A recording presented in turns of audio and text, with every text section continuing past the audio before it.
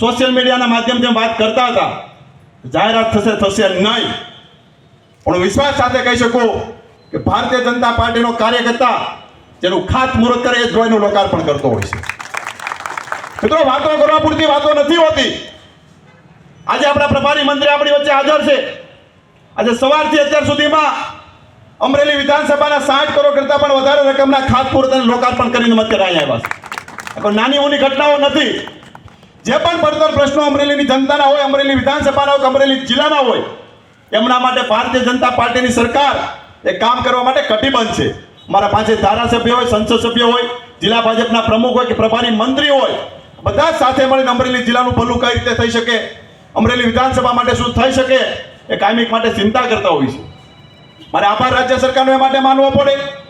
જીતુભાઈ સાહેબ, થોડાક સમય પહેલા અમરેલીના વેપારીઓને એક માગણી મારી પાસે આવી હતી કે અમરેલીના વેપારીઓને સારી જીઆઈડીસી મળે, પણ ક્યારે મળે નક્કી ન હોય.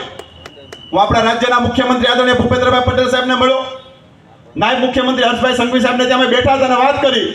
કીધું સીએમ સાહેબ જોડે વાત થઈ છે અને મારે અમરેલીમાં એક નવી જીઆઈડીસીની સ્થાપના કરવી પડે એવું છે.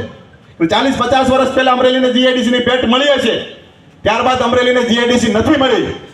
હર્ષભાઈ એક પણ મિનિટનો વિલંબ કર્યા વગર એમના વિભાગના અધિકારીઓને સૂચના આપી અને અઠવાડિયા પહેલા સાહેબ સર્વે પણ થઈ ગયું. થોડાક સમયની અંદર અમરેલીને ભેટ પણ જીઆઈડીસીની મળવા જઈ રહી.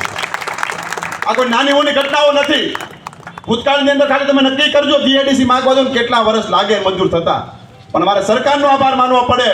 જે પણ રજૂઆત લઈને ગયા છે એ રજૂઆત અમે ક્યારે ખાલી હાથે નથી આવ્યા. એ પ્રકારનું સરકાર કામગીરી કરી રહી છે.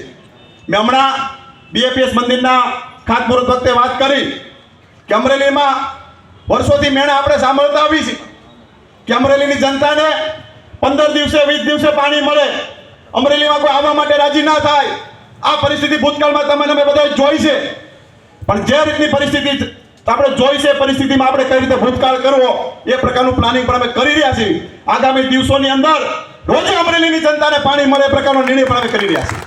ત્યારે જ ન્યૂઝરૂમ ગુજરાતની યુટ્યુબ ચેનલને સબસ્ક્રાઇબ કરો અને ઇન્સ્ટાગ્રામ અને ફેસબુક પર ફોલો કરો. અપડેટ રહો, સત્યની સાથે રહો.